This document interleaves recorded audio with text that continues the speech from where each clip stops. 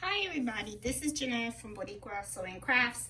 This video, I am going to be modifying some designs of embroidery files that I have purchased. So I thought that while I am modifying some of the designs, I can show you what I'm doing, how I'm doing it, so that way you can learn how when you buy these embroidery files, how you can make adjustments and change them up however you want.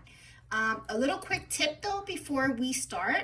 One of the things that I do that I find that helps me if you have the Brother SC1900 is I download the PDF and I always put it on my desktop machine. So I just wanted to share that with you. What I like about doing this is if ever I have a question about the machine or I want to look something up, all I have to do is just double click on here and I open it up, and then I can just search a keyword. Like if I want to having problems with bobbin, I want to search for bobbin. I as you see right here, I am typing in bobbin, and all the pages come up, and then I can just quickly just look through the manual for any particular topic that I want to search for. So just something really quick that I just wanted to show you guys, because sometimes as I'm doing things, they just come to my mind. So it's just something that I wanted to share with you guys. Okay. But anyway, let's get into what it is that I really wanted to do this video about, which is modifying designs using Embrilliance. Okay. So right now what I have is, I just opened up Embrilliance, and I have I believe my 5x7 hoop. So I'm going under Embrilliance preferences. I'm going under hoop. I do have a 5x7, as you can see, so that's okay, because whatever I design, I want to make sure that it fits in my 5x7, so that way I can do it on my SC1900. If I'm using a big machine and I have a bigger hoop, then I would go in Embrilliance and I would change the hoop size. But I want this to be on my my 1900. So I'm going to open up a design. And one of the things that I did was I purchased this wreath off a shop off of Etsy. It's really pretty. This is what the design looks like. So I'm going to hit open, and it's really, really pretty. But the thing is, I want to make this like a kind of like a Christmassy design. So as you can see, the file is developed all in one color. Okay. So, what I want to do is I want to, first of all, I want to get rid of this jump stitch that's right here, okay? And then I would like the wreath itself to be in the color green. I would love for the ribbon to be in red. And then I want to add an initial in the middle. And then I think that would really make it cute for Christmas. So one of the things that I do is I click on here, because I want to do the simulation, and I want to see how the machine is going to stitch out this design. So what I do is I hit the little arrow here. Now there's two ways you can do it. Over here, and I hope you can see my pointer, over here all the way to the left, if you click on here, it automatically starts to run it. And then you can see how it is stitching, okay? Now, sometimes to me, I'm kind of quick. I just really like to just scroll it and just see how it goes.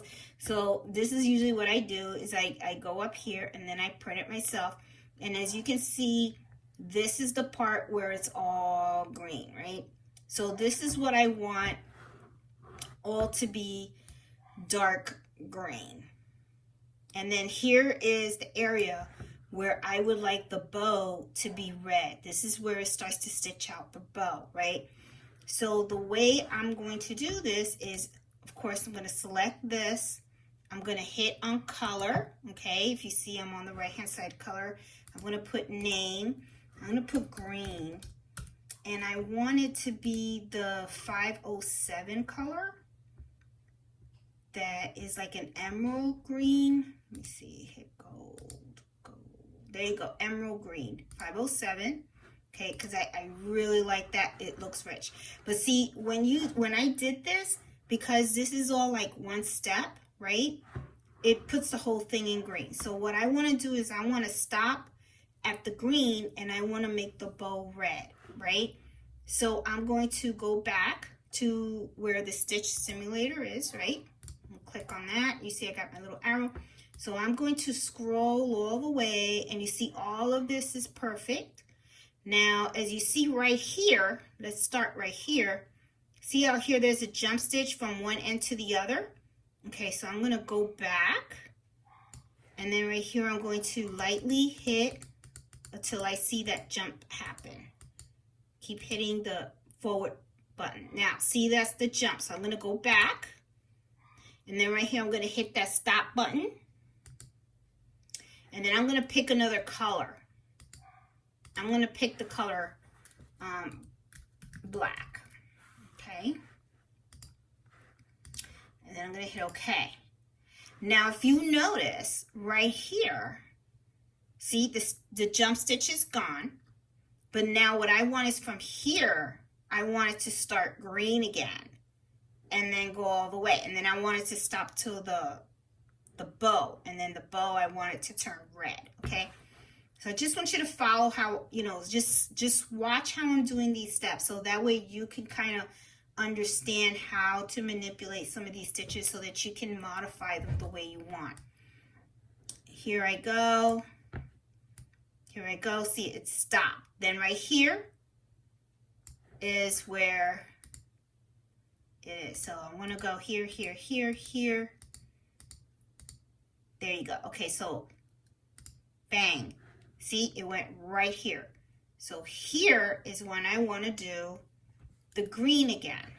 So then I'm going to go here. Okay. And I'm going to select the color green again.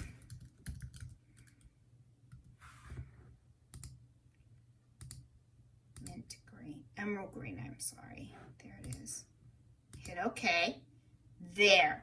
Now, if you notice, now the whole thing is green and that jump stitch is gone. Awesome. Okay, so that means that it's going to start to stitch and then it's going to stop there. Okay, now in the SC 1900, it may just keep going and then you're still going to get that jump stitch. But if I do this on my multi-needle machine, the jump stitch, it'll cut there and then it'll jump here. But it's going to be interesting to see how this is going to stitch out on the 1900. But I just want you to see how I do the designs here. Okay, so now I'm going to go again. And I'm keep going, going, going. See, it jumped, right? It stopped from here, went here. It's going, going, going, going, going. And then right here is when I'm going to watch it a little bit because I think this is, yep, that's the bow area. Okay, so I'm going to go back. And if you noticed, this is the stitch right here that I wanted to stop. Let me see, go back, back, stop, red, hit OK, bingo. So there you go. I got my wreath here, and then I got my bow and red. See? Now, what I want to do is I want to add my initial, you know, for the dinner napkins. So I'm going to click on here for the text, okay? And then I'm going to hit a W for woods. And then I'm going to select all the way to my right. I'm right here. Watch my arrow. Okay, I'm over here on the right. And then I'm going to click here. And I'm going to select a nice fancy font that I like. Let's see. I have the Stitchtopia Mary font. So let me see what the W looks like. Let's see here. This 2-inch. Looks okay. Is that the Mary one? Yeah, it is. Looks alright. Let me see what the Mariah one looks like. well, I call it Mariah, but I know it's Mayh.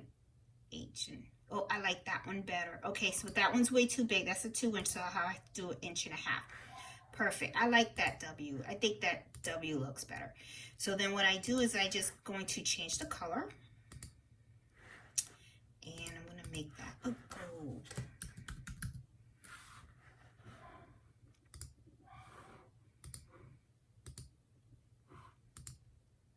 Voila.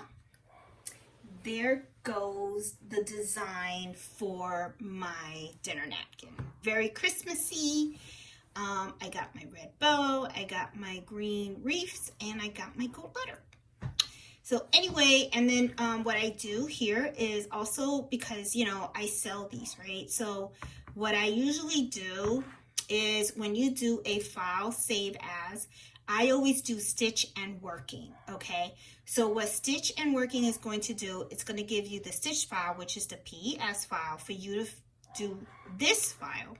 But then it's also going to save it as a BE file. So you kind of saves 2 files for you. What I like about the BE file is that that is the file that you can modify. So if you have, let's say you make the dinner napkins like this. I do it for me, which is W, right?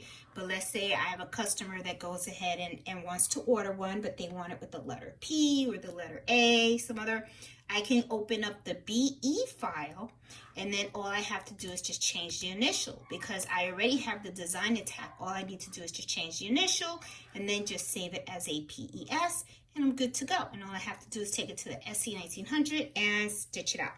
So anyway, this is a quick video. I just really wanted to show you how I make modifications to these designs.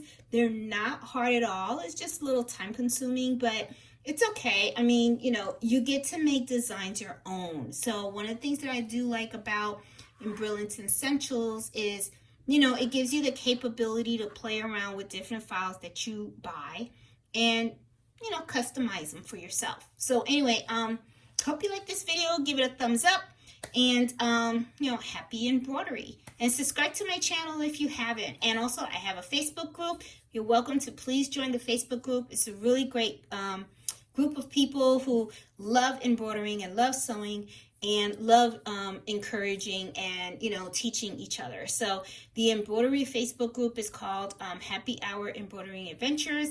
Hope you can join it. And, you know, like I said, happy sewing and happy embroidering. So you guys have a good evening and be safe. Bye.